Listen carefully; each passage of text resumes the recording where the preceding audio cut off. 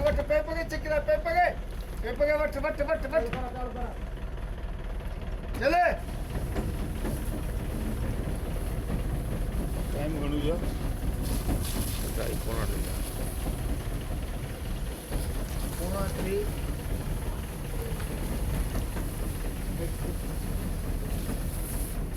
2:30 साम्हूं बचनि जे घर जे साम्हूं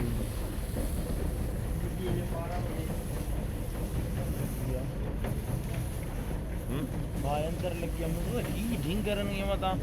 कल की और ही को ने लगा अंदर ही लगी है बाहर